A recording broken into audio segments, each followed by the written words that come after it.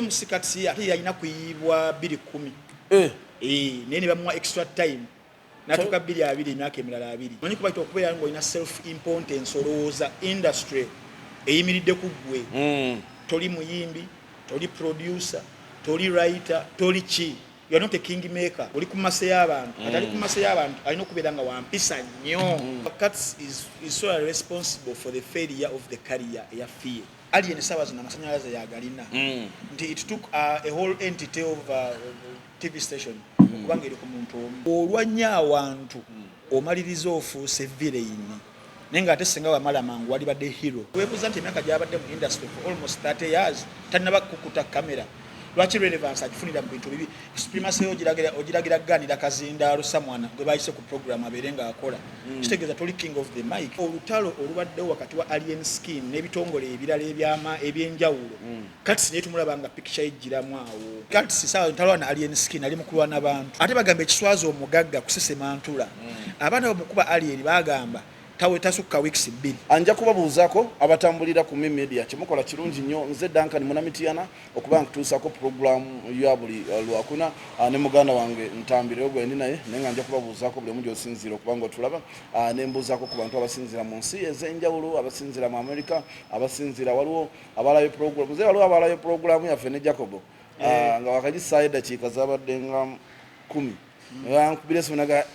Jacob ekyo kinenge ebintu bye tibyogeramu nolowooza nti omukwano gusula waakyo naye yabadde ya mukwano yawadde byonna naye njabatumirako waliwo mukukyala bamuyita Mumbejja Nasuna ali awo US ankutumiddeko Godfrey Canada ali Uganda wano njamuzaayo Canada nsuza mu bbaala tukanze sinywa mwenge mba ne mukwenywera soda naye monna oboyina omubeerako kuba yansuubiza agenda kuntwalako Canada nambuleko kati mba nina omubeera ku kido saa muvaako abaana b'e Kampala bamutegulirawo bategula omusamawo ogenda okumagamaga nga omusama tokyamulaba kumbe naye nga mbebaza okuba nga media mufudde yakabi wabula kyemugenda okuga nti ennaku zomwezi 23 mugenda kugenda abantu b'Ebungereza muwagire Richmond alina Frigo ban enteekateeka zonna zawedde table zo simanyi nti wakyaliwo wadde name naye nga nze manye ekintu kimu nti endongo egenda kubeera akakundiiri Richmond yangamba akwagala nnyo enteesayo yakabi nnyo ye promoter asinga Ebungereza taliimu bino mbu ate simanyi sente yalumya ate omuyimbi ate bikiya era ye tomuwulira mu scandals very professional nabaddeko ne bakulu ba Afrigo nga tugenza okukiriyalinga balance waabwe nga byonna ne bagamba omusajja gwe tukolera eka Ebungereza ate songa za penge yali ayogera ebitakwatagana apenge baba baavaako omuntu oyinza kumala myaka 4 nga oli ku kye atoddako wammwe nodda ku mubiri n'ogufumita akyalondowooza eba yeewunzise so muganda we babuuzeeko tukitandikire mu maanyi abali ku media nga bulijjo nsanyuka nnyo buli wembeera ne muganda wange Duncan ne muzeeyi ku shows ez'enjawulo mbozi mukati nene yaffe ya bulijjo nsanyuka nnyo okubeera nga mubeerako nga muteze amannya nze Frank Ntambi Wayne Balokeza the youngest East African professor the juggernaut kati kakumya kulyaladdira juggernaut olw'ensonga zenja okwogera gali kanjira nga likayo olwaleero leero tujja kumanya lwaki am the juggernaut abeera kamenyo abejja kawaji n'antagambwako andabira Vijay Junior ntera okuyitako ne mulaba nga akutumirakaawo era olinalaba postinze ne mukulu kasuku ne ngamba omusajja maani wadde bagikuba naye teyeewummusa waliwo nalida video yaffe wano ku media oli nakomentinga n'agamba naye Ntambi ali buli wamu anoonya kalulu bana bandi buli wamu omanyi abantu kyebeerabidde nti omuntu buli waba bintu betubeerako ebyanalysis kasita banga ayogera ekintu nga takyamuukiriza abantu oba nga tayogera kuba nti ayagala kubako kyayisaawo okitegeera omuntu oyo tuba tumwetanira nnyo lwansonga nti abalina ebyalina okuluŋŋamya n'okutegeeza abantu omanyi oliwo abantu bo nga bagendera ku muyaga n'agamba ono waali wembeera okitegeera naye nga ne byayogera olusi tasoka bisebiri munsa nange mukusagu nsaba okutumira ku mukyala amuta mama Robina ayagala kibayita kimenke Allah akbar mama Robina nkula musiza akawe yukke obaka bwange bwatuuka nesinga bungane butuuka ne weekend nempita mu weekend mama Robina nemukwano gwange Henry ali awo USA wangesobeza mama abagaga ne babagenda wabetuga obofunye ku bagagga olino bakuuma butiribiri boti kwa adingana woino we Montreal Canada tomuta mwina nange ninayo abantu bange batero ali muno buli kaongeza nakati anatiro kuba simu agamba oliwa ate chemisana ogena kuchirya enaku zino sebo nakyo samu antwala kono ku Serena wisebo ne tuli echemisana nakujja nakutwala climax nenge kiba kumanyigera goteka mweno abantu batula banyo kuno naye wato inansa abantu ngabo tasola kwettani no boyina mu substance bagamba yes Duncan oli luddawa yes okay mama Robina tukutumiddeko kati subira oli bulungi ku kimu kikwasiranyiza bulungi ensonga njatu zitemu awaneno ngeri ya kisajja kikulu amanyize bwe nkuleta ku pana eno ensonga zetugenda ko ziba ziri serious era ensonga zomba sagala nnyo omuntu azitataganya manya nezitambula tokirewe musikati ne kimenke ku show ewedde omukulu jo steady ambadde sikulabanga kuba obadde bizemu nange ngandi bizemu naye nga show ewedde yali ya Friday omukulu yali ya Saturday omukulu yali show jo steady show jo steady ne bangamba nti omukulu abakulu abali abatestesi ba show bagenda okulaba show eri wansi bateri mu vibe jukira obuyimba bajo steady bulungi naye bwakuwuliriza bwa mukwano nnyo ina kutula ne mukazi ne musoga ne mukolaki muwuliriza kati yenyi n'abuuza omutegesi tukoze tutya sheno okubugenda mu ebugumu nga option by name ba Uganda 13 by name ya kimenke baga katunoonye kimenke Nanga nje kimenke kiranje kiva kolo kya kiyimbye embaga bino emukizo lyazo ne muganda kiyimba mbaga kolo kya kumbaga mukulu nga bakiyisa mwaka simu abakigambo manyi itako wano baba nesho yeganye ko ye ate jo stade semina akobuzivu avuga motoka yagenda ku show atuuka balinga omukulu kati yewe ragamba tajja kujiyimbako tasobola kuyimba taje mu nsubuko yamanya ajja kutegerayo mu sikati yana nze ndisimanyi king of mike nayogera bigambo bingi kajosadi yategera yali ku stage yategera nti kimenka atuuse nagamba nze kansoke abantu kyakamba boy nze kansoke nveeyo kologoma yanaku zino ebuuke kati yatatula ku madaala tajja kuyitawo olongaye muganda wa Jostede oba simanyi kati afuutuka alinya stage akwata microphone adda ku nimulodi ekisati kyo tolina ngoye zitegereka zisobola genda ku mikolo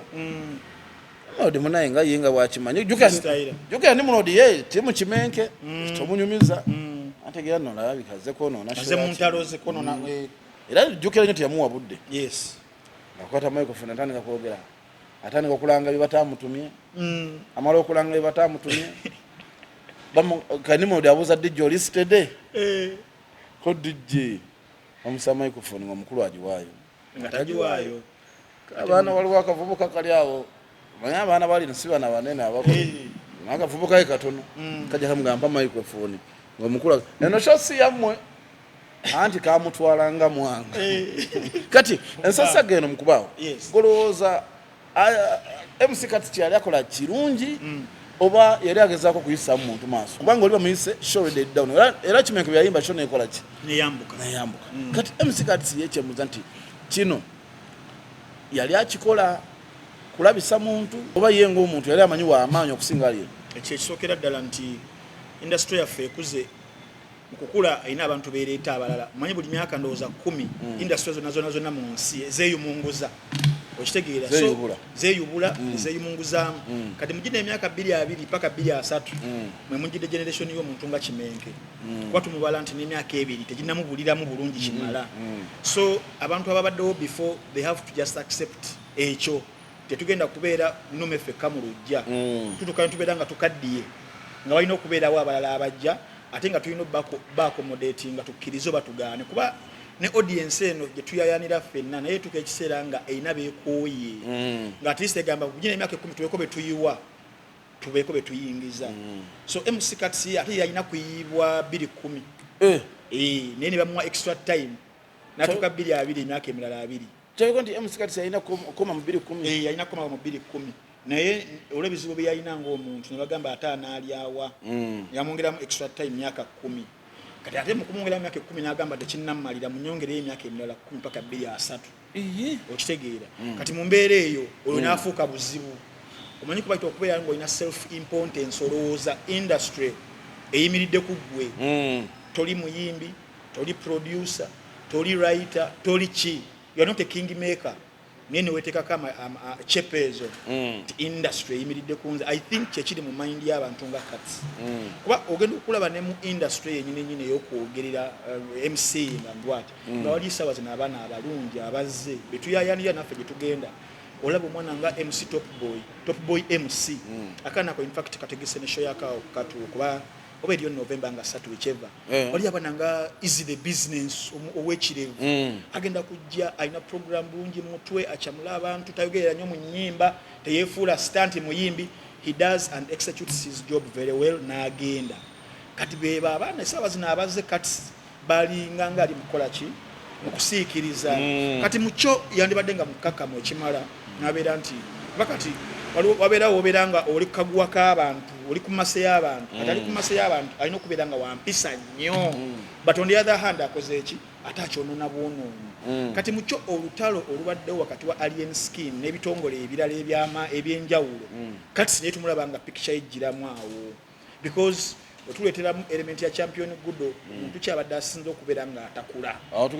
yes nti abadde MC Cuts kyegamba so niwabeerawo fracas wakati wa MC Cuts ne team alien skin oba alien skin ng'omuntu otujja ku issue entuufu MC Cuts yasinga okubeera nga tayagalirako alien skin yeyooluyimba olwagaana okuvaayo olwenefiye jukira Cuts is solely responsible for the failure of the career eya Fiye Cuts kasa Fiye agenda management ya Cuts career ye neegwa kuba Cuts Fiye omujjukira gundi generation kwe yajjira ti omu ku bawala abaali abalungi ennyo abazze generation ye yaleeta abantu nga ono mwana wa Swangs basoko sayininga ba Irene Ntale olengera bashiba era emyaka kati tulengera banwaji bajja mu 2015 bavinka bajja kati ono mwana yani ono wa Swangs omuwala Azawi in fact Azawi alina ne concert ey'okubiri ku Serena okiraba kati Fiye walaba crop y'abawala ngaabo ye muri mutima gwe alaba nti yandibadde atambula nabo naye talinawo mentioningira namwadde oyingiza erinnya lye era byebintu ebimu yamukira depression waki mu kintu ekyo nga bwogambye nti kati sobudde bwamalanga olwana entalo ezali zise lwaki alwana entalo za mukyala we n'amujja ku biragalalagala ate katosobola kujja muntu ku biragalalagala nga nayo kenyininyini yo an abuser omanye biragalalagala abantu balowooza nti biragalalagala ebeera njaga yokka Fiye ejani no ekiragalalagala ekisinga okutta abantu mu nsi yonna bakiyita alcohol ate nga Cuts yemu custodian w'ekyo ekintu okitegeera ate nga n'abasawo ku bulwadde Cuts bwalina bamugamba oteesonyiwa ebintu ng'ebyo mwenge sigala obulamu bwolina butono era nze mba ndisikasinga Cuts musaasira okitegeera kuba singa asigala ku mbeera eyo gy'aliko teyeesaasidde ye mu buteesaasira mu nkozesa ya drugs z'akozesa because yes alcohol is part of a drug I can explain that later teyeesaasira ekyo kyokubiri n'agatako n'okwawuka nkula entalo yeteeka mu situations ng'eyo newemalako emirembe wetaddawo mu situation olemedde akazindala omwana ajja kujja kusitula kukyusa akatabo kakyuke wekati n'ebibumba bikyukire muli otufeeko okitegeera so teyeeyambye mu situation eno olw'okubeera nti alina kyayagala okuba nga atuukiriza so oluyimba lwe mu kugaana okuvaayo ewa alien ensonga emu kuzo lwaki lwagaana okuvaayo bagenda okurirekodinga nga manager aleese omuyimbi n'omuyimbi yennyininyini bavuddeko dda tebaliiko so they couldn't record bagamba nti alien yabayita n'abagaba naye obudde mbuyina naye mujje tukole naye nga omuyimbi n'olulimi terusituka terusobola kusituka era kyeraga evidently wano yali ku federation ng'agezaako okuzina ne shiba agenda okuddamu okuteekayo okugulu gwe kuti n'ayitako n'agwa Fiye kabiriyo tewakalaba so we are dealing with omuntu ayita mu kiseera ekibi ennyo naye nga kiva ku ye tannaba kwetereeza Fiye yet Cuts alwanirira comeback ey'omuyimbi Fiye so Cuts tasobola kumanaginga Fiye nga ne Cuts asana kumumanaginga kuga bombi betaaga manager nga yali so waliwo manager alina okubeera nasooka na managing Cuts aluka managing Fiye which is totally difficult to sustain and achieve okitegeera kati mu mbeera eyo katsi kino kimukolera one alien sawa zino amasanyalaze yagalina nti it took a whole entity of TV station okubanga eri ku muntu omu and some individuals okitegeera kati buli wabeera kuba cuts afuna counter reaction wagifuna bo kibakolera niwo abantu abamu nga negativity bo balaba ebambusa oba nti bakumira mawulire kati omuntu nga cuts neweebuuza nti emyaka gyabadde mu industry for almost 30 years tanaba kukuta kamera lwaki relevance agifunira mu bintu bibi there people abafunye relevance mawulire nyenga for positivity kati nga Douglas Lwanga toli muwulirako mu kavuyo konna naye kyemalinnya okubuuza lwaki ye bw'aba akopa ebintu lwaki ngenda okugamba nti Douglas wamaanyi okusinga Cuts nnyo naye Douglas lwaki ye teyeebuuza nti Douglas nga tetumulaba mu bintu bino abandi bakola nabo DJ Roger ne Massey pro bo nga tabawulira mu bintu ebyo alowooza ye kyakola ekyokulwanyisa abantu ku myaka yeyagaliramu nagan King of Mike ye King of Mike alina kuba bw'atyo ate nga sina King of Mike simanyi yakimuwa nze gambye nabana yakyewabwe self proclaimed King of the Mike ekyo kyo tataddamu nakitugamba nti King of the Mike tumulabira ku bikolwa oba okitegeera obeera nga King of the Mike ate supremacy ogiragira ganira kazindaalo samwana gwe bayise ku program abeere nga akola kitegeeza toli King of the Mike okitegeera so mu mbeera eyo nti abantu yandirabidde nnyo ku badaaga ngeri gye composinze for all these years okubeera nga Daaga alina franchise ya Purple Party etambula buli myezi ebiri either wano mu Uganda oba ebweru w'eggwanga ate nga ne Cuts gwe bakozesa nti Douglas emaili nagaba Cuts no ojja kukola nja kuwa emitwalo 4 kiba kiswaza for a person like Cuts yamusokana mu industry oba okitegeera so Cuts yali badde abeera musajja kikulu ekimala because era musajja mukulu n'akola ebijja myaka gye n'akola n'ebijja myaka gyaludde mu industry gyagamba emyaka 2 ne kati kimulemeredde legacy nebanga teri mu bituli ne kati saawa zino legacy kitugendo gijjukirako omanyifa abantu tujjukira nnyo ekintu ekisembyeyo nti mu 2006 Zinedine Zidane yakuba Marco Materazzi omutwe mu final ya World Cup ya Italy ne France Materazzi n'aga ne bawa Zidane red card yakuba France ku penalties esaawa zino legacy ya Zidane yali tinted with darkness nti bajjukira yabakolera mu 98 nga bakuba Brazil golo 3-0 kitegeera kali yayo omusajja yona yali azimbidde emyaka emingi ennyo yali highlighted by that era ajebbuludde wano ng'afuze coach wa Real Madrid okitegeera n'awangula byawangudde neyekomawo naye bali bamunyigidde Abafalansa batuuka n'omugamba nti mu Algeria of course ancestry eva mu Algeria naye bali tebakireetanga naye bakireeta mu kaseera ako ng'abayiyeeyo okitegeera so gundi yayimba oluyimba Jay-Z n'agamba dark night feeling die and be a hero or live long enough to see yourself become a villain nti olwanya awantu omaliriza ofuuse villain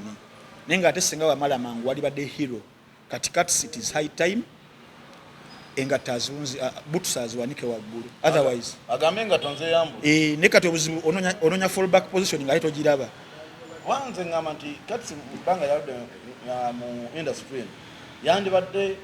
yebuuzibwako nnyo yali bana consultant nga ne ku station agendayo lwayagadde okitegeera ne kati kimulemeredde nti saawa zino ononyamu nti waba awanise nga tadde ku ki fallback position yali badde ya fiye yagwadda nti fiye bibira ng'ebisirinza by'okwata n'obiteeka mu ommo tebisobola kufuuka byeru tebisoboka kati ye fiye kali yayi ne wanafuna collaboration ne Leona Lewis ne wanafuna na Beyonce ne wanafuna Adam Levine wa Maroon 5 Cuts we fiye kali yayi is done and gone okitegeera tagenda kukomawo so Cuts yali badde abeera kumanyi g'abantu nti oba otegeseyo akantu k'abantu bajja kujja naye kati Cuts sawa talwana alien skin ali mukulwa n'abantu because alien skin abantu be bamubeezezza bamutaddewaawo okiraba kati ali mukutalo lw'abantu agenda dduwambula okay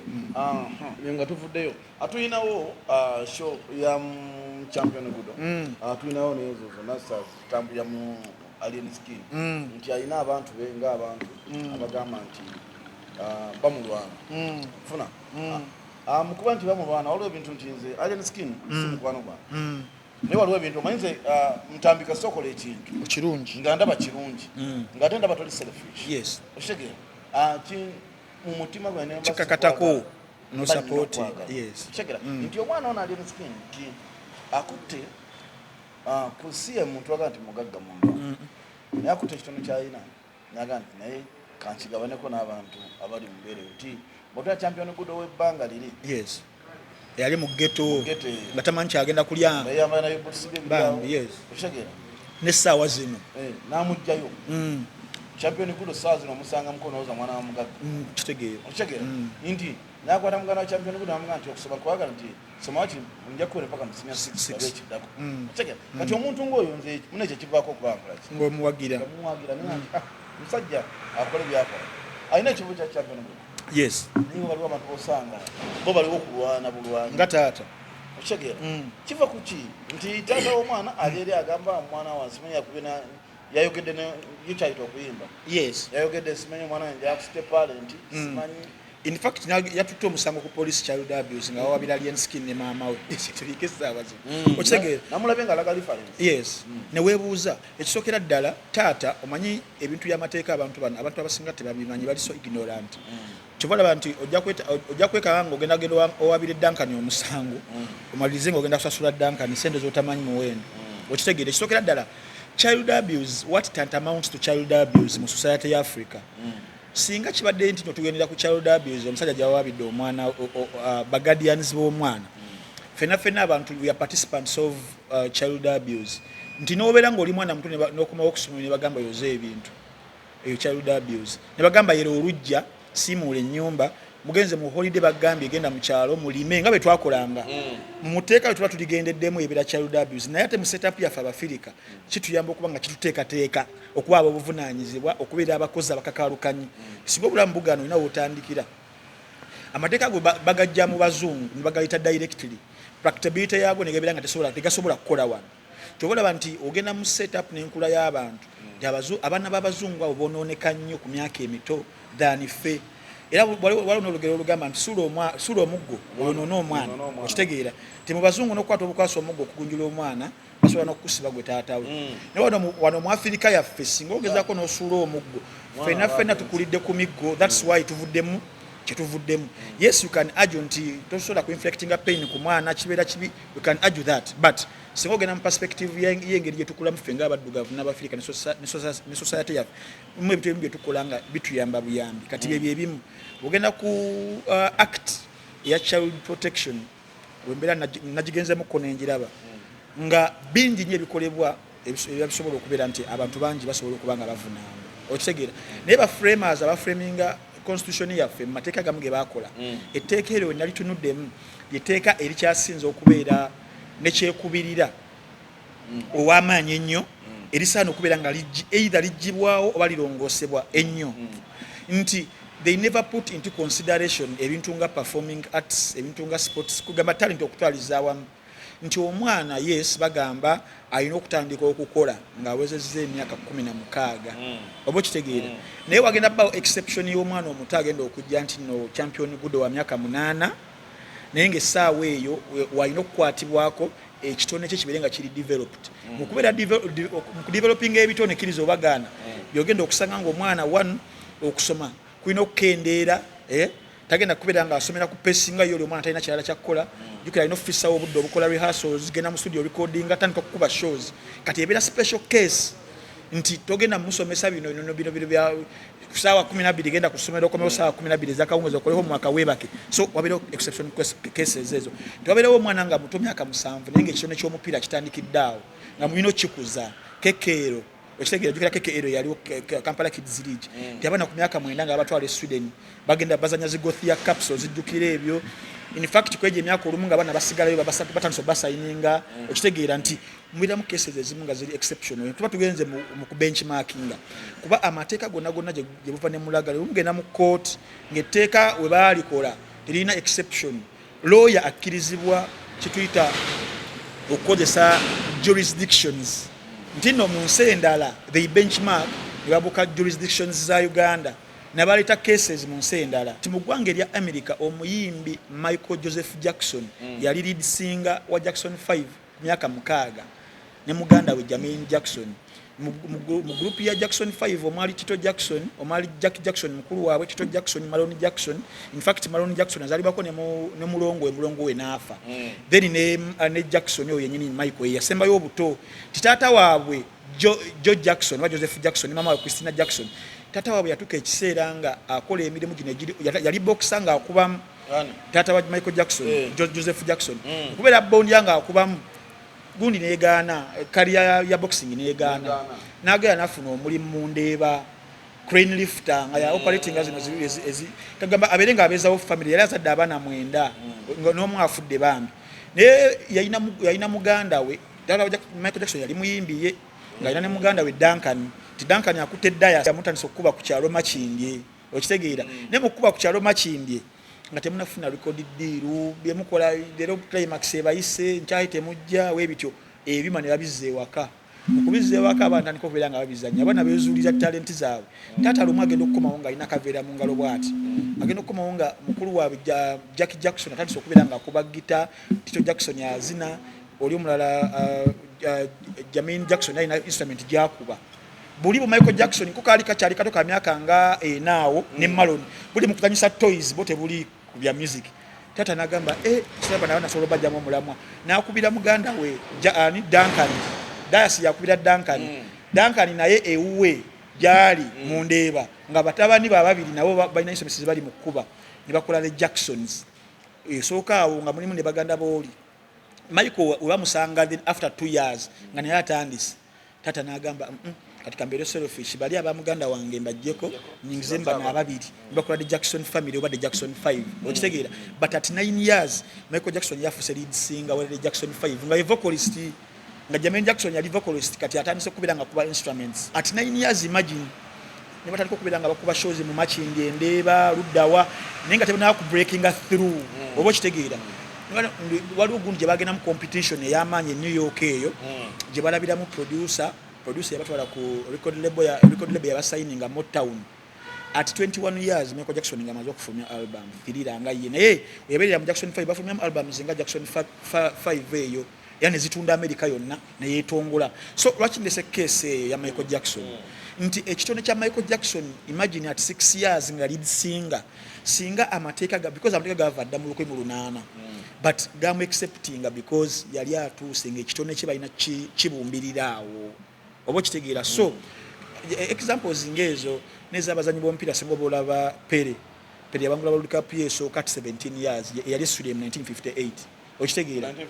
1958 yali Sweden Stockholm wala abazanyi nga Lionel Messi ava mu La Masia nga ine emyaka 15 n'emyezi egigwamu nayingira Barcelona enkulu at 17 years nga kubi Madrid hat-trick mu El Clasico yali yamanyi ne pressure yamanyi otunulira abana ba Ferguson ba 92 ba scores ba Beckham abo bona bali bato at 16 17 nabateka mu team ya Man U enkulu 1999 nga bawangudde treble okitegeera otunulira abana ba Ajax aba Louis van Gaal mu 1995 bawangula Champions League bali bato 17 16 18 but talent yali etuse so mu kyo nobola Emmanuel wane Nigeria 35 years nga tandise okubeera nga azanya skits at 9 years nga kola concert Lagos Abuja Abiokuta Ludawa ne Uganda ne muto yes sho yajimba kiro yes nti mubeera mu ebintu model of business ya nti wala model of business entertainment endongo ekola kiro to make business sense eri abateeka mu sente so togenda gamba mwana mbuno yajja kuyimbanga misana shows emisana zibeerayo ziri luddawa okitegeera era nzijukira ku issue ya fresh kid minister yaliko w'abaana nakiwala kingi era yalitawo statement omwana ono tujja mukkiriza kuyimba misana but the minister never knew business endongo ekola etya tesobola kubanga ekola misana ekola kiro oba yali agategekerayo ngezi nsimanyi nakumanya nti omwana ekiba kirina okukolebwa okumuprotectinga abene guardian atuke mu kifayimbe omujje wagende that is it okitegeera walaba omwana wa DJ Khalid Asad omwana wa sawa zino yomu ku baana abato below 7 years abasenga obugaga yamukolera album wano King simanyi son of obabiki namukolera album ng'omwana executive producer wakati era ne botono mwana DJ yani no first kid yayimbako tinange negomba DJ yani South Africa yes muto nobola bomwana wa Beyonce ne Jay-Z Blue Ivy eno tu SMB ya renaissance ebadde e London abadde nga yimba ne mama we nenga bali mu kisaawe London Stadium okitegeera wa champion good walo ya muloko obwavu sikumuloga bwavu kutambule mu sikulaga bwavu naye tata oyo oba yinne mabega abadde ndo okujjaawo tata wa champion good olabira muno bali kagorogoso wali akazanyisa je buvane je bulaga abasajja abaganda tuli basajja bampisa kale abantu fenna mu human gundi yaffe tuli basajja bampisa woba ovudde mu bulamu bw'omwana because yabuvaamu omwana wa myezi 4 naye nga nkimanyi abadde nga awakingira ku sidelines wa champion good afuse nga hit naye nga tamanyi buti abagenda yingira bulamu bwa mwana okitegeera kati omukisa gumusangira abamukozesa ne bajja mukujja ne bamuletera script kati mukujja musomera musajja wattu ndoza dala banga kigenda kola kigenda mukolera naye afune naye nga ate kiyali soso kukola ekyobuvunanyizibwa kisajja kikulu kujja kulaba alien as a guardian nga bali behind the camera ne boogera kisajja kikulu ne maama ngazze weebityo naye olaba tagendangayo ate nga ne gundi yasembyeyo okukola video yavumya alien skin bubi nnyo oli otya omuddo ng'embuzi ekyana ekyo kisiru nnyo nja okitegeera awo nategeeredde nti taata kati essaawa zino ono omuntu ali mu kumubalira script ayagala musaanyaawo ayagala saanyaawo taata kuba amuzanyira script eyo yemwe badde kuba alien yebadde kuba champion gudo kati oli alaba tekigenda mumalira agamba katata kamusaanyeewo kuba statement sezo kirizo bagaana bana abaana bali mu kukula bato abaana bagenda kukula balina resentment eri taata waabwe ne banasigale ba alien skin nga abakolera byonna resentment eyo ku taata waabwe nti mukomewo mu bulamu bwe akomyewo okubeera nga akyankalanya omuntu abadde abaliko gamba nga abacyankaliriza embeere yes botuna bato ba champion gudo banyine beetaaga buyambi okitegera nti nalaba ku mwana omuto mwana wa champion gudo amacha nenda banani awo nga bonna beetaaga obuyambi lwaki gwe nga taata agamba nti olumiri omwana lwaki todduka emisinde noyamba abasigadde okiraba kuba taata atasula wa maama we buyagamba nenyumba yataka kati lwaki omwana tumuleka mu masavu gaalimu n'agabeeramu akaseera naye kirala omwana wabeera nga concert gyagenda okukuba theme yakujja maama n'abato abasigadde babazimbira ennyumba somewhere babire nga basula mu nyumba basula mu babaate siite zibaluma lwaki ovayo nobeera nga ogiyingiramu ojantagonizing okitegeera taata waba agenze mu mateeka ebintu bibiri mu mateeka kye batusomesa because buli muntu agenda mu kooti aba ayagala bwenkanya kye bayita equity naye waliwo basic esooka ziri kale kitambulira ku equity bagamba he who comes into equity must come with clean hands tekiri ku defamation kyokka n'ekyo nti taata oba yagala bwenkanya nti byonna byogedde yesi omwana bagenda muyimbisa kire kivulu kibeewo biki naye obwenkanya bwoyagala igwe obadde mu bulamu bw'omwana webale kati kibasooka okubuuza where were you because omwana yatugamba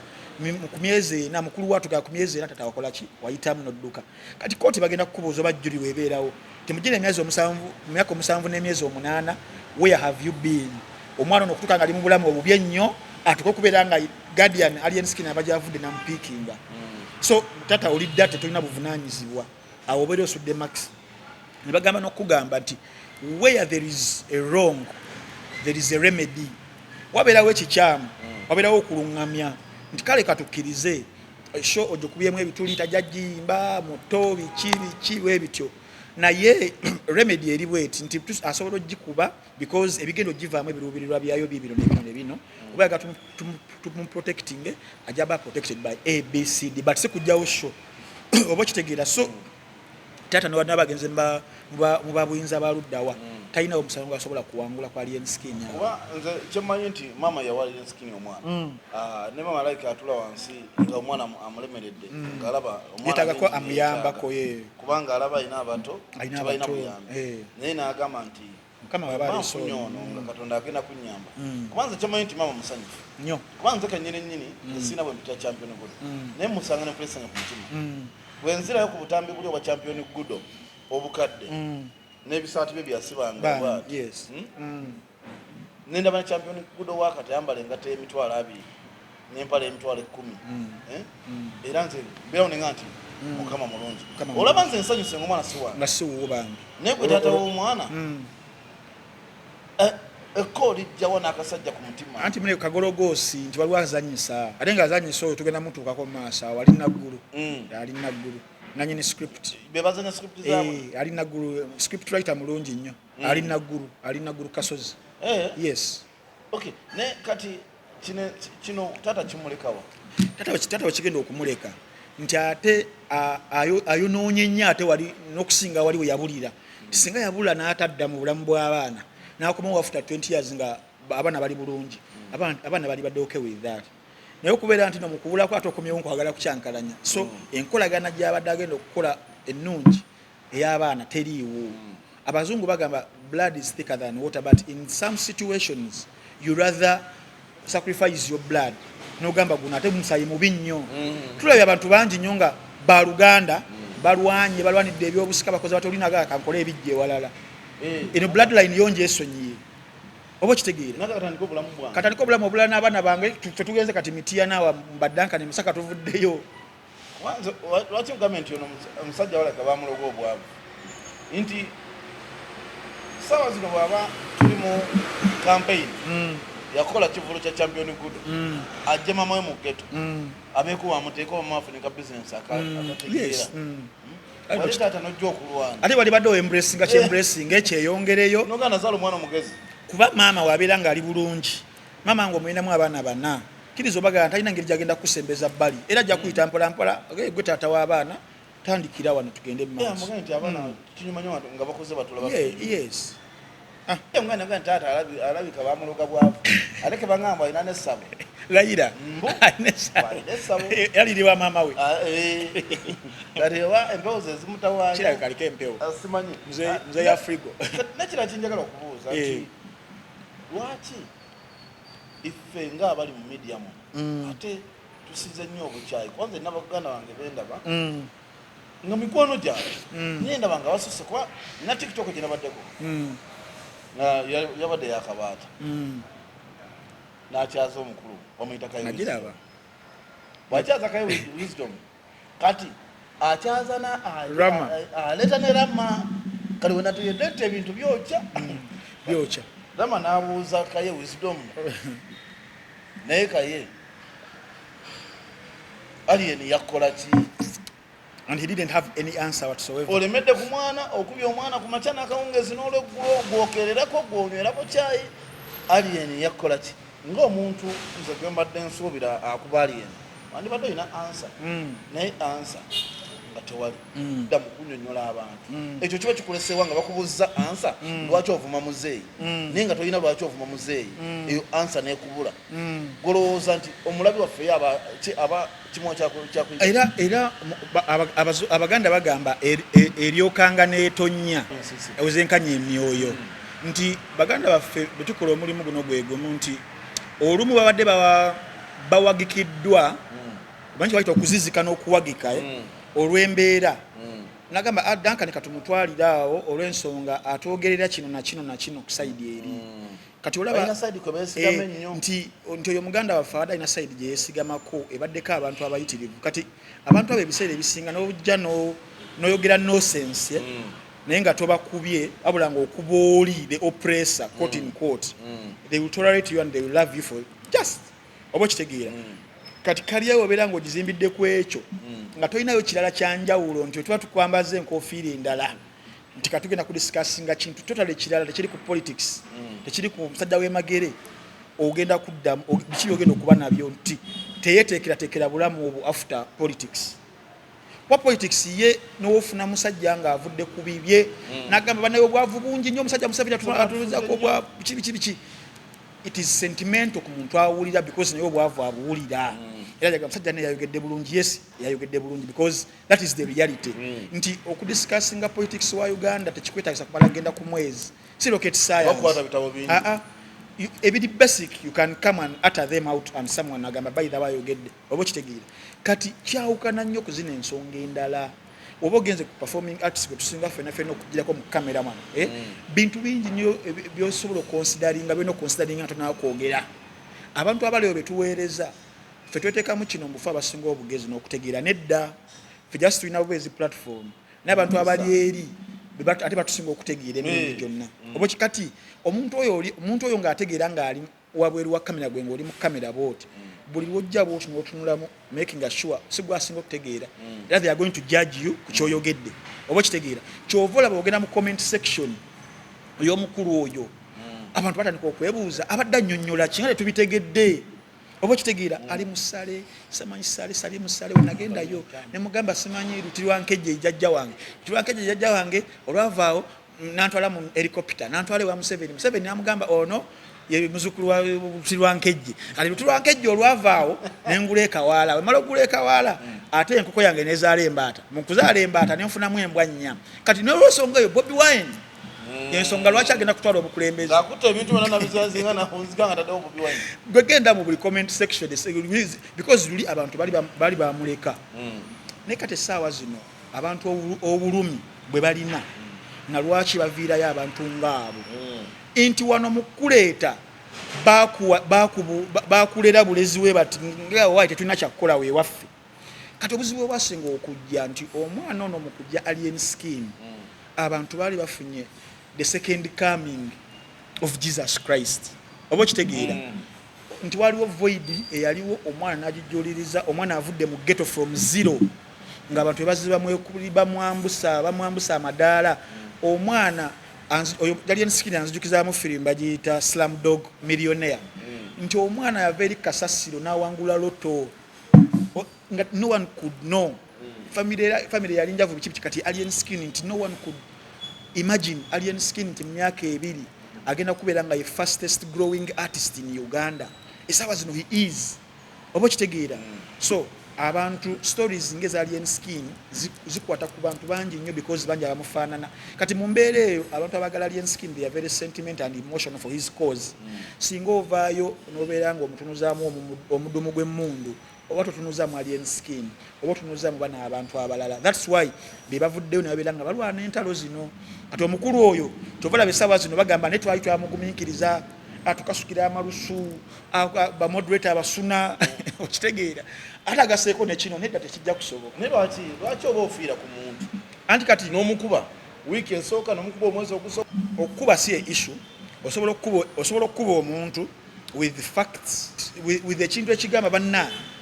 musajja mutuufu ne walemera ku nsonga eyo abasajja abo bamulemesa omugaati bagira abaana be bakola okitegeera nga biri waliwo ekiriwo ekikubisa singa omuntu avaayo leero oba natta omuntu osobola omukuba paka bulamu bwo bwonna because olina ki ensonga kati okukuba alien skin si yalibadde ensonga but omukubira ki kati omukubira ki mbu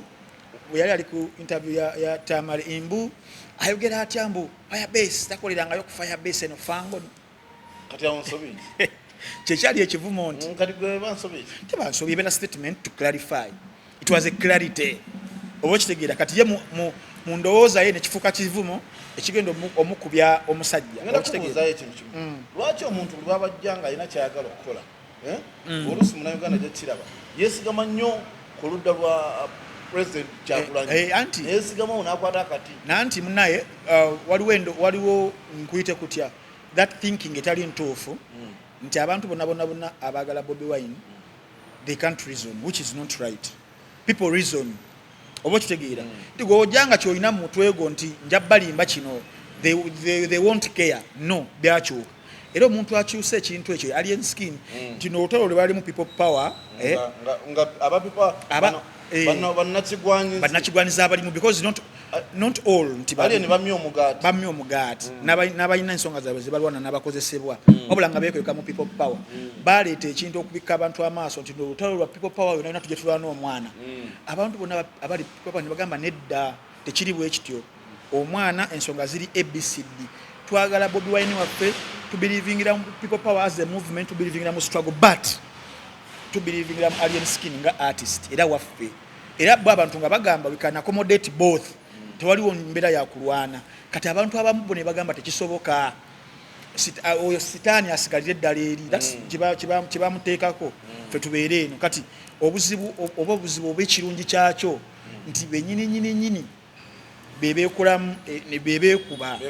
abagamba kozi nti ekozi si ntuufu bo ne basigala ku mazima wa alien skin abagamba nti nedda ffe tuli radical oli omukulu talina kwogerwako kimu nakimiteetere beera basigadde kati atuuka ekiseera n'agenda mu roast battle n'asigala mutole nga lwawangulwa dda naye nga ye akyalwamu yeesanga mu situation wezo kati omuntu bw'osigala mu battle wekaweka kiba kikulaga ki oba taweerabisizza oba weerabisizza oba weeyokyezza n'essaawa zino relevance efa credibility yeefa fan base ekendera buli lunaku n'omuntu yali yakugumiikiriza agamba ye kati kiki oyo ndo tugenda mugattako omukulu gwe bayita bajja kuba bwe babeera nina bawulira ku Sunday leyendo tebasobola kuvaako era tebayogedde ku ali miskini bye bakola simanyi tumuwadde ebbanga bwe biti talina kyagamba kubanga show yalogogo tejja kubanga successful tejja kuseringa out abantu abo si be bamolowooza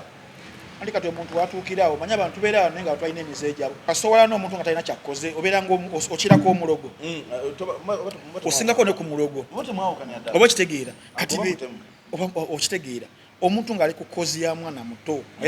bambi omwana ajja family nojja n'oyimirira mu show tejja bbawo oba n'ogikolimira obeera mutemu tobeera mulogo naye ng'ekireetera ekyo nti abantu abamu mu luno olutalo abamu bagamba baluzinga business because of alien skin, that's why they are fighting because gundi wesazibwamu Nkwakyo festival Abitex mukwano gwa bajjo so bajja alwanirako ono kati abamba genda bali kumpalanirako abantu ng'abo abamu olumu oba okitegeera naye ekirungi kya byonna tosobola kujja n'ogamba nti Duncan nkwadde emyaka 2 ogenda kugwa togenda ba ku media no sigo wandeetako oba okitegeera Katonda yamanyi olugero lwange bwembeera ngenda gwa yesinja kugwa teri atagwa ne ba Napoleon ne Rome yali yamanyi nga empire tukanekola ki negwa but until then Roman Empire yafugako obwakabaka bwa Europe awo okumala emyaka nga 3 obo kitegeera kati sawa zino alien wabeera nga mukama gwagambye nti kati yogenda ku training leka training oba mwaka gumu wa myaka 2 nejiba myezi it is okay but mukama yalina story kati gwo omuntu sekinomu n'ovaayo n'ogamba oyo tumwadde emyezi bwengani as who ate bagamba ekiswazo omugagga kusesemantula abaana bamukuba alien bagamba tawe tasukka weeks 2 okitegeera yani ne ba projectinga shows ezaali zigenda okuddako yalina show e Masaka ali kye basinga okukola era show kandi nnyonnoleko wano show weebeerayo alien najja n'ayimba kye baatuleetera nti abantu babadde batono baleeta kya saawa oba ebeera ky'abantu okubeera abatono kwaliko abayimbi abalala bakisa ku alien skin nefe kitwali tusuubira ku magnitude y'olutalo olwo nekibali bagala okukuma mu bantu nga tumanyi alien walinyira ku stage bucupa salaba kuwadde nakama ka flying mu bbanga successfully yekivulu oba okugwa kwakyo kibeera kya muyimbi olumu tine Chris Martin yajja wana Uganda ku Freedom State natafuna wadde mu basajja abantu bali mulinga hotel buli muyimbi gomanyo wamanyi alina ekivulu kyali kimusaze ko somewhere that is a fact oba kiti n'abamanyi bya Michael Jackson yateye ko Shen in Nevada abantu ne bajja batona according to expectation so tusa kiriza abantu wadde mu nakola shows endala luwero ludda walaba abantu abayitibwa yakola ki yafuna oyagenda wano ku Rotary abantu abakuba enduulu oli n'agamba abantu bade babaddewo nga bategeke kali tutekewo omulala tulawo bana tutekewo nyine akyogera tumutumewo tulawo banafuna abantu abana bamukubira engalo nga tebamugobyewo emusikati sekyamutuka adda ku stage ogwokubiri baguba embwa twalaba oba kitegeera so amaanyi gabiira mu bantu whether bategeke oba yabasombye as long as they still cheer to his art and music omuntu oyo abeera winner already kati obaka kibowa bano betukola omulimu gwe gumu abo betukola omulimu gwe gumu ekisookera ddala nze bawa amagezi waka na library yange n'obutabo buyitirivu nnyo ngenda kwogera ne Airtel naye birenge bawa data mweteeke mu kumanya funa essaawa 2 genda ogugolinga ebintu osomeko obere mu kumanya jange wantamye ku butabo obere ng'osoma ogazie ne waba tebabuziza nze njagala gaziya ndowooza yaabwe na bwongo kuba winayo baabu obwongo bwawumba nalewo omusajja nga ali ku Kasuku live bamubuuza ekintu kimu bwekiti n'alandaga bwati kadageza okubera analytics za Kasuku live wali nga abantu babawunsinze off ku dakika ya 3 ya 4 omanyi views zino zirimba you can find a video ngaina 20k views naye kati mu abalina YouTube channel mukimanyi yotuka munda muli nga yes there are 20k views naye watch time nga dakika zabadde 2 ne bavako ne bagamba no kasasiro nosanga Ntambi nga ina 4k views ku media naye nga abantu balabesho ne bakola ki bagimala Ntambi abeera singa 4k zibasinga 20k kati abantu kibeerabira game of numbers temanyi webalibwa kati abantu ngaabo balina okweteekamu okumanya ebintu ebisukka ku kimu obeere nga bakutwala Nigeria you can argue very well bakutwala South Korea ne bagamba abakulu abo ne batuula bawansiganyemu ku ndowooza nze kye nalowoozezza nti moderator wa program Zambali Blasi yabadde omutuufu okuba moderator wa program manyi moderator yabadde alina kubanga ne bwataba wa TV ne bakwata kati nga Ntambi yamanya nti Ntambi ono mugezi Ntambi ku next media kinasobola okikola yebaza nga tuna bagenda ku nsonga eyo bangambye bakugobye abakulu bakugobye ku tebangobye bankutte ku nkoona ne bansindikiriza ng'ekyonziira naye wabadononyeyo era kituufu ky'obuuziza era nze manya wano mbu tebanjagala togenda siwubirayo mubale nabadde nkola show yange ne Kasuku ku Kasuku live nakati kweri tufuna essimu Kasuku wedde nga yamaze okwogera ne chancellor vice chancellor wa Victoria ndowooza twagirikodesa essaawa nga 8 nga ku ssaawa nga 10 alina okuba ng'agenda babire nga bakola ki so simu evuga nga tumaliriza show Kasuku yadde akwasaganyizza ekyokuba ng'asoma amateeka mu kusoma amateeka nga tanaba nagawandiika in fact twagaformulatinze babiri amateeka ga batu nemugamba tuteekemu kino naye nga waayita wendeeta waleeta okitegeera because Kasuku anzikiririzaamu nnyo kyemmanyi mu art era he can't take offense nga njogedde kino nti we formulated those mateeka fembi mugaformulatinga nangamba naye olabutya nga tugenzeeyo ku next media tukwasaganya ekintu kino noba togenda kwogera just obeere mu audience because yabadde genda beera ku next media park balina park yaabwe aba next media obeeremu nemugamba yoyagala okunsindika eyo nga si birungi ku side yange nabo tulima kambugu sagala nyobeera mu compromise situations ezo sijja kwefiiringawo mu mufo nga bantunuulira bubi n'ebiringa ebyo nagamba naye Ntambi otya nnyo naawe ewo omumanyi nagamba sajja singa ngana jagamba ndi mutiitiizi kange katugende nessa muddene twambuka nadde sina national ID njirese waka nesoka ntwenyolera awo ku mulyango awo bagiraagira bamuze ne bandika neŋŋenda nadde nyambuka amadaala nengwa ku producer Mr. Kafuko Petero ng'awonyeggera Kafuko wange ng'awonyeggera Kafuko mukwano gwange so Kafuko mukunda banaabuuza Kasuku oyo oli naye ndi naye y'omu ku ba influencers abagenda okupika ekintu kino mpola mpola nagaa kale agenda atuulire wali gwe gyalo twambuke tuli ku level ya kusatu Kasuku bamukwata bamuambusa ku level ey'okutaano wali after 5 ode yadde eri mu progression ng'ezanyi n'agendayo nze nandekamu yabadde nga boardroom nentulamu nga ndi bwogwa ne baŋŋamba bano bamuzeeyi baddankali bajja balinde jukira abamu linadde mbasuubirayo in fact muzeeyi yankubidde n'essimu n'aŋŋamba tugenda recordinga leero tugenda ku next media biki kati nze muzeeyi musuubira nga njagala nfune bakyali bange tunyumye nembeera omwo bwogwa nenfuna ne charger yange ejjoga erindi nenfumita amasanyaze ga kinikalisa kumbe eno bagulu balina bazirata CCTV ziraba batunula mu control room abakulu bagamba so musoke mulinde kana kasajja bulijjo bakuyita kukuba but navayo nenjogera mazima kutalo lwaliwo nenjoleka abalulimu nga basinga baali awo mu mazima gaalwo so nze mbera sikutwala mu kukuba ne bagamba omusajja otajja beera awo ne bamusindikira omuwala mukwano gwange nnyo bamutamenta mwagala nnyo bambi yakajja she's a very good friend of mine ne naye atuka ekiseera bambi sina kumutabuka nga ina sidinga ne bakama be kuba sinza amusasula ajja nangamba Frank how are you I'm very fine bakama bange bangambye nti oveewo wano nendowooza bakunzija wano kuntwala mu media park ne mubuuza onveewo ndagewa oviirewo ddala ne mugamba olwo nga ntegedde ne mugamba nve mu boardroom oba nfulume ekizimbe kyonna tebanjagala bagambye tebakwagala ofulume ne ngamba kale nesinze eyereese nazze twaze ku mulimu ne Kasuku babyogedde amanyi abirabye he's okay with it mugamba let me clarify kali nkubira muganda naye Kasuku essimu ng'ali ku mpewo nenkubira PA we nangamba yakunnyonnyola naye bwe bateboogedde kati mba nfuluma nga nkyakuba amasimu nkubira muzeeyi nga temutuuka ne baleeta ttiimu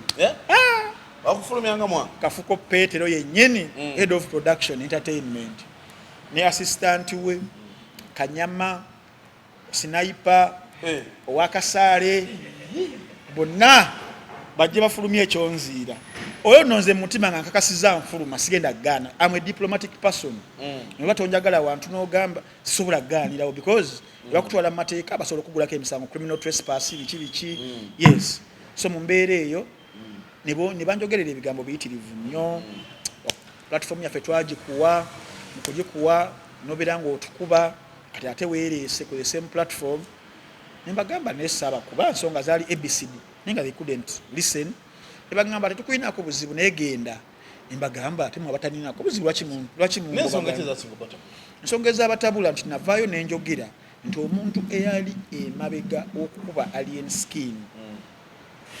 omu ku bakulu abaaliko ye mwami Kafuko Peter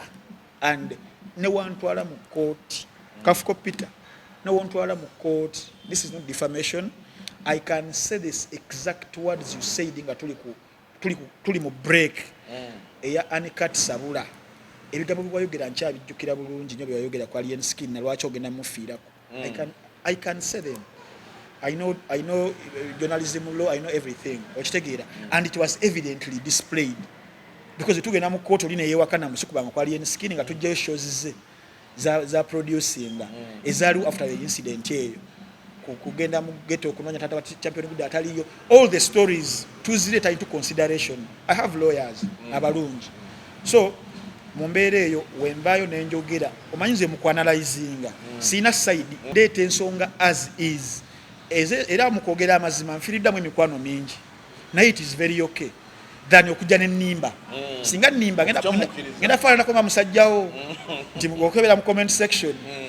batekawo Ntambi singa kale yali wano nabo no ayanukula tabo ya so sagala kozanga mu social so it was okay. Platform badge mpa yes najagala maybe buli mtamba platform nsima so bampa platform yawe najisima naye kyatuka ekiseera nga nino givaako olw'okubala nga nina okwogera amazima as an analyst. So that's what happened. Era Duncan kye nategedde nze Ntambi okuddamu okundaba ku lutimbe gaggaddi olwa any media gundi ya next media oba Sanyuka oba NBS nja kugendako ndowooza nga Kafuko ne team ye yona netenjagala egudde mu Atlantic Ocean kubanga bakyali balamu tebajja kunzikiriza kugendako tebajja kunzikiriza. Era we nafuna amawulire nti babafiridde mu train kyesibaagaliza awe keka kisake nina okuddayo nga timu ekyusa naye kati nga bakyaliyo tebasobola kunzikiriza era nina lewe nabanzizeyo nga bannimbye nti jangu sijja nnya maziga abo bayinza okukulimba mune bayinza olowooza platform yabwe ogyagala nnyo neyojja waliwo olwo amazzi ge batuwanga ne bagateekaawo olaba amasibe eno kumbe eno waliyo empiso gye bayisizaawo nange sijja kujjayo kagira mbeera wa Duncan ensonga z'okusinkana kw'abagenda obbatolinga kuzabaddeyo ennaku lwajjo gweki kyewayisizemu ate kyewalabyemu walabye oba toyogera ku host nabye kuba nze nabye host alina side yeekubiddeko nabye host nga gundi yabwe teri fair and fair ne wabawo omweyaza okubuuza ekibuuzo omutwe ne gutuluma abaddeko kati simanyi gwe kati nga gwe atunuulira ensonga bwe zitambula agwe ensonga zino wazigoberedde wazirabye otya? Nazirabye ne ngamba pre-game eyo gye bakoze yabadde yeetaagisa kuba the build up eya battle nga tumanyizi battle ntulayo ku battle ya Bebekulu Bobi Wine twajogerera emyaka ndowooza ng'ebiri nga buli lunaku wabawo something ekibeera mu bantu okukyamuukiriza okwo okubeera mu bantu n'ebbugumu kibuzeewo mu battle ya Cindy ne Shiba yet brands ezo z'amaanyi zombi buli omu w'amaanyi mu ngeri ye tolina gw'onyooma. Shiba y'omu ku bayimbi ababaddeyo emyaka 10 nga dominatinze charts mu bakazi ne mu basajja ne Cindy on the other hand naye yakola omulimu gwe era relevance akyagina. That's why they are battling akubanga tali relevant tebali kola ki tebali battlinze naye the build up ebadde very poor okusinziira ku bakiteekateeka. Victoria University engeri gye academic institution yali erina okusembayo okulowooza okutegeka ekintu neyo yandibadde birthday terina kubeera mu capacity teeka kintu kyonna kalubere lumbe oba kitegedde wali baddewo ba events promoter abali balina okutegeka bate eno for the funds but academic institution okugijjamu that's why nti kibadde kivumbeera tebamanyi kyakukola ki tebamanyi kyakukola naye kyenyinza okugamba Ntambi gwe olowooza bo abayimbi ng'abayimbi bakoze ekimala okuteeka abantu ku bunkenke ekisookera ddala abayimbi promota akuwa ssente promota bwakuwa ssente gwe omuyimbi kikakatako okunoonya ati nti Bobi Wine nga bagenda bateeka oli akwata ssente zaabwe n'azibawa kati ne beesanga mu siriki nga bo era singa ogenda nnyo nti mu bisaawe beetomereranga Bebekulu yagendanga na hama nga ne Bobi Wine tatwala escalade Bobi Wine agendera mu super custom ne Bebekulu n'afuna kanuuwa nebagaa beetomedde. Abayimbi bano bakoze ekimala tebakoze kimala olw'ensonga nti bate eno omu ku bo abadde agyagala nnyo mulala nga tagyetaaga ku kya Bobi Wine ne Bebekulu bonna baali beetaaga supremacy eyo okubeera nga at the end of the because webagikolera nga bamaze okukola everything ng'ekibulayo ani atopolinga ani etugeera nga tugenda katukumya abayimbi ba Uganda abasatu Owede Chameleone ye yali number 1 nenga tunonyako number 2 kikola nti bonna bakola ekikola ekisembayo okulaba nti at the end of the day mpangulo olunaku kino ekyabano kize mu kaseera nga waliwo ajeetaagira ddala waliwo n'omulala nga talina kyamaanyi kyajeetaaga atajeetaaga ndaba nga akoze ekitono abadde ajeetaagira ddala yabadde shiba amani yabadde sindi ndaba akoze ekitono anti kati bagamba it takes two to tango gwe newokola ekikyo oli munno nga tachiwa makulu chifa necha bebe kulu buli omuntu yakola kino bebe kulu nakola kyo nakwachi kwega ebugu mu liberawo no olaba good life ne bebe kulu bato yawe nayo ebugu mu lyali wonga buli timu ekola ekyayo kubaba twafunira mu ka awo okukyamukirira ye shibo kusulawo conference natambula n'agenda ngama tikatwana onakoze nga sita yes akoze achwadde ebugu mu litwadde twagala kubaba twakitwaliza kumalanga kati mweno tulina ba artists babiri omu nga ye yetwala nti alinganga master wono ono naye nga kimuluma kubanga master we amulese banga kati mu mbeera eyo kizibu okubeera nti bagenda kukola ebintu nga byebimu ebibeera byongerayo show ono wanaleeta omuliro ono ajasigala mu comfort zone yagambe sigenda kukola ngono because yes ndi master we leka ye change ngesigenda kufuna energy eyo yemu jekamberenga wano obo kitegeera kati ne bakyonoona bo benyini mu mbeera eyo obo kiraba obono alimu na kiri nti bawanga ndaba ne nazaala wange bandaba kati she has a lot to consider tisiye sindi wa 2009 yaberanga mu mabaala nanywa byanywedde bikoze bitya because that was the time kati sawa zino wabiro bingi bya consideringa mukulembeze uma president mama wabana basatu nino omusajja kubuko banda bamwaluwa obo kitegeera kati bibera bingi nti composure ye agala kwetwalira a class lady manje mind family bwe mind on a superstar anti kati mubera mu reality we kicking in to ono at the end of the day yambale nkofira bbiri to yambale ya artist no yambala neri endala kati ate shiba yesawa zina yambala kemu obo kitegeera kati ye shiba changu nnyo okukola kyalina okukola ng'ekya star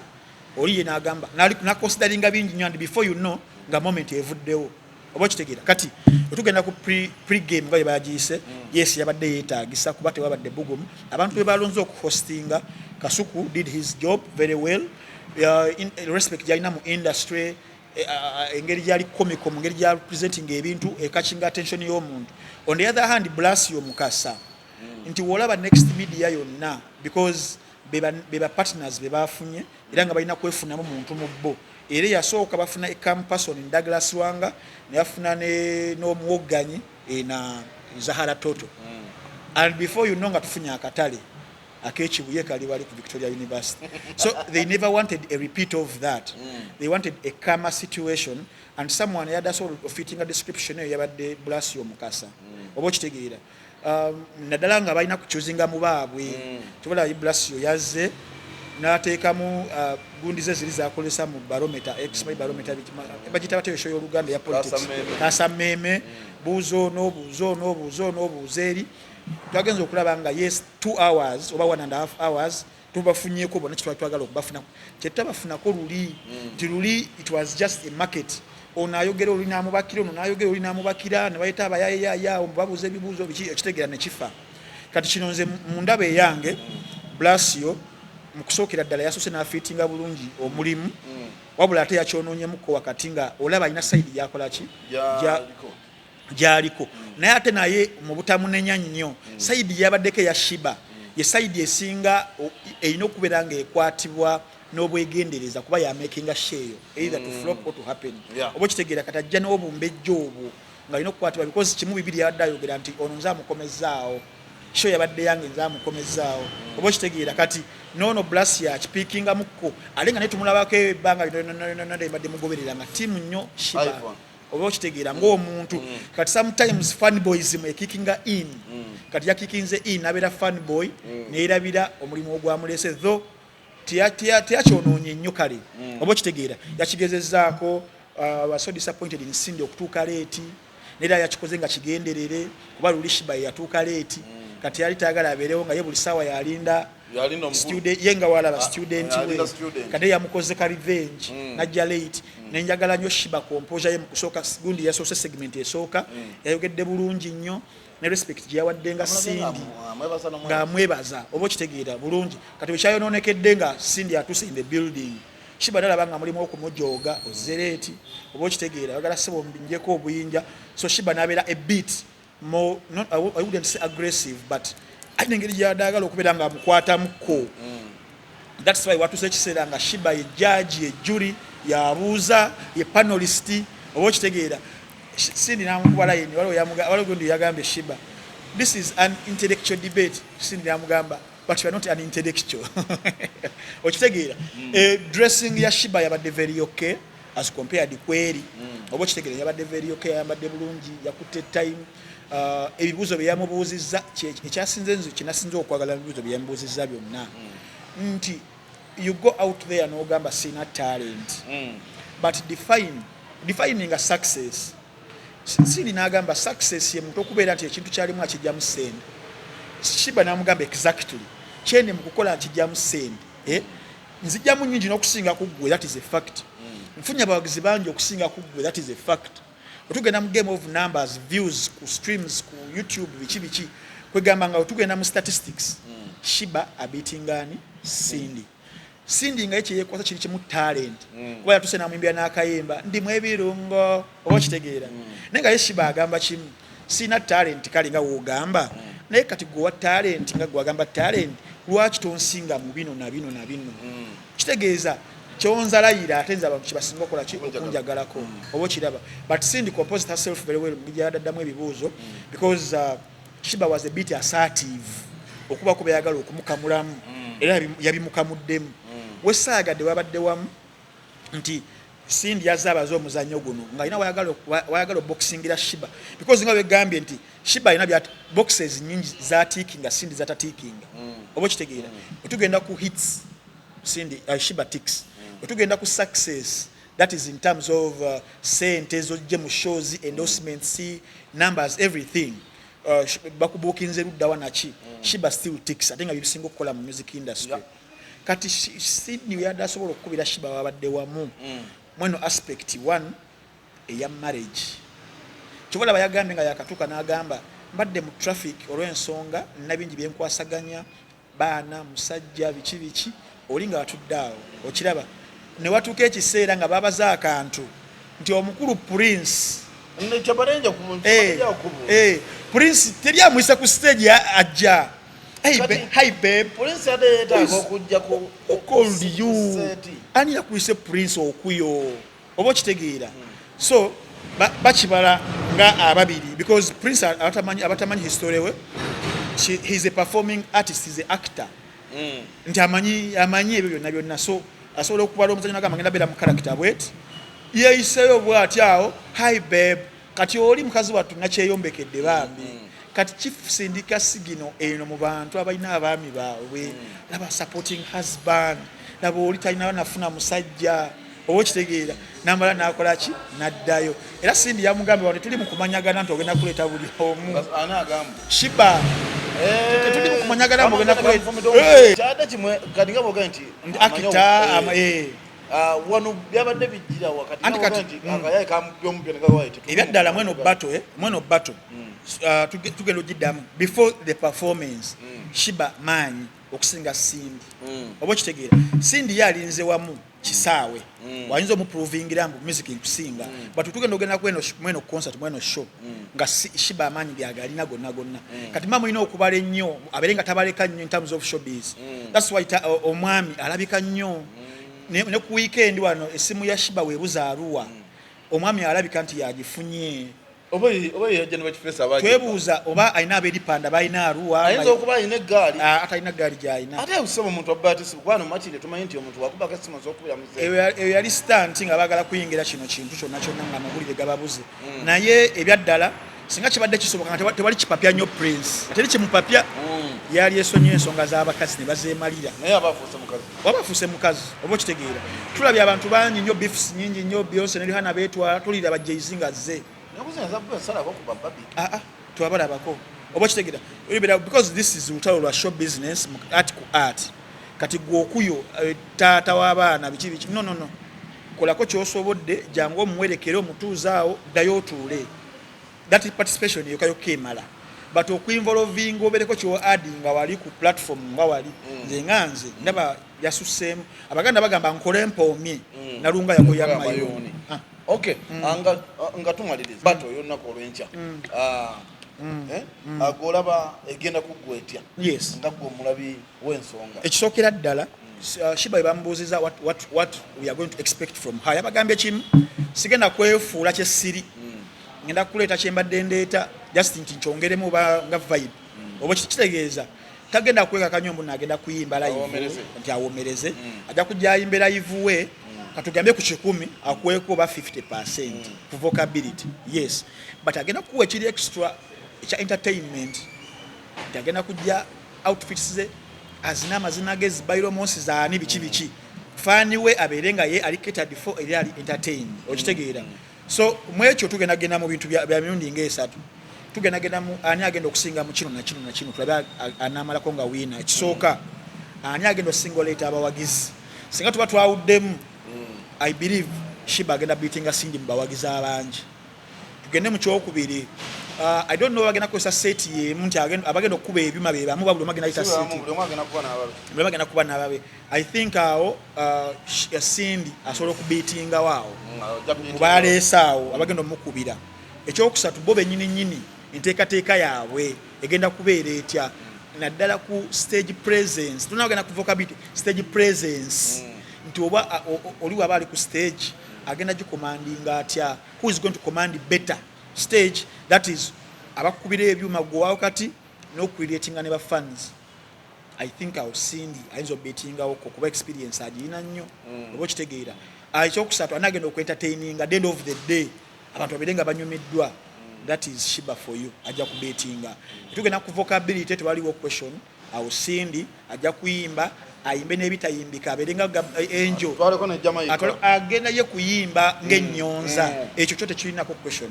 obo kitegeera ekirala kyandibadde nga ki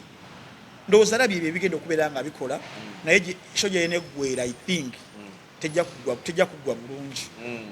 eyinza obutaggwa bulungi waliwo ajja ofuna because entalo z'abakazi gye buva ne gye budda teziggwanga z'abasajja eyinza omajja alekawo munne ku stage agambe ekyo tetwakiteesezaako nga bwe kyabadde ku pre-game ya John nti ebibuuzo bye basindikidde Cindy okubuuzibwa yagenza okutuuka otayambuuzako nakimu nga script ekyuse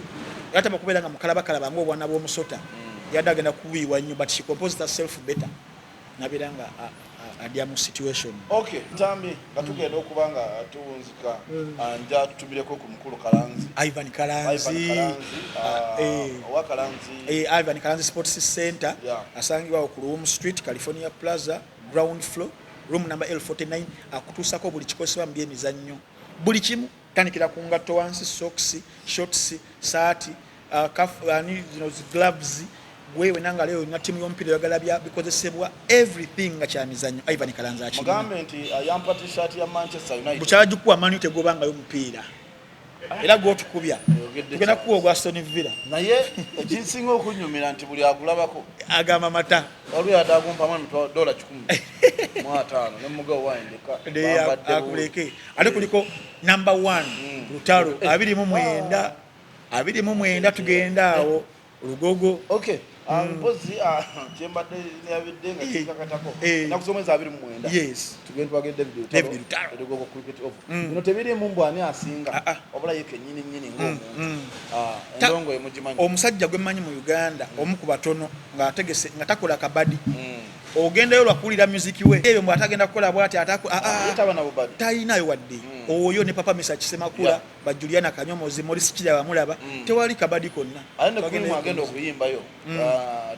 Misa Kisemakula so gonna be stage manager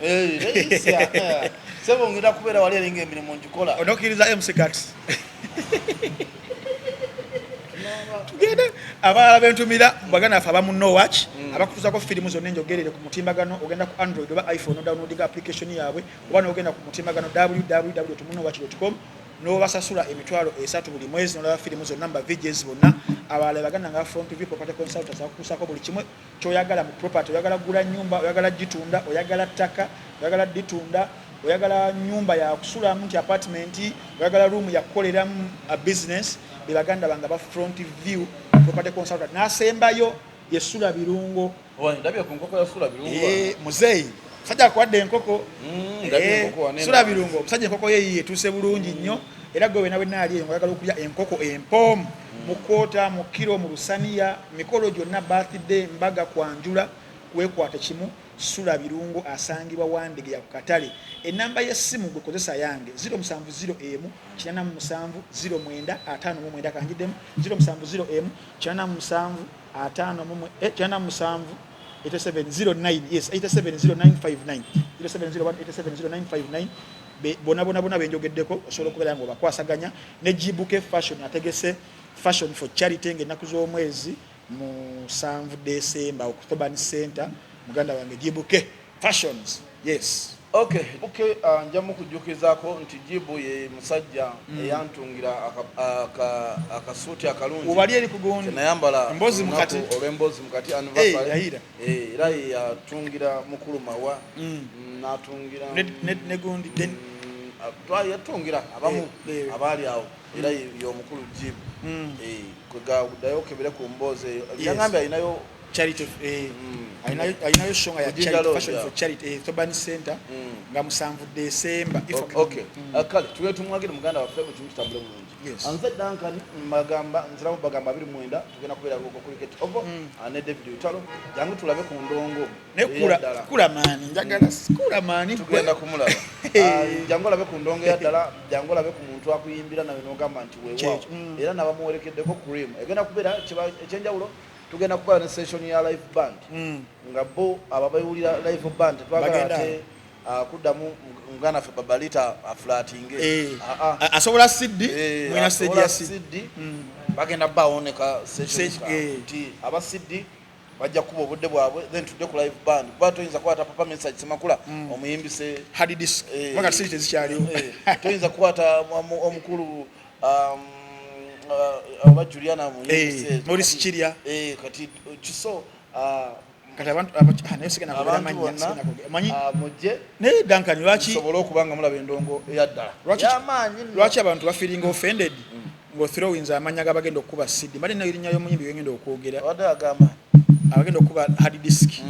tigudi mugenda muteeka ludda abantu Spice Dana ku hard disk bakola live band kweli Spice ayimba live kweli nemgerere namwenya ndekambe wano tusayudde basibulidde wano kamera kuliko bamuyita Muzeyi Masembe muganda wange oyo abeera kutufaananya kutuusaako sound ennungi ensonga zonna zitambula bulungi ekifo kwe tuli abagita climax ayagala okuwuga jangu owuge kasawuna akalungi ekyemisana ekyeggulo na byonna byonna mu bwebiri mu budde nako okunywa ka soft drink wekali gwe wena ali wooli baagaliza olunaku olulungi akuuma atakuumira mpeera mbeere bulungi peace.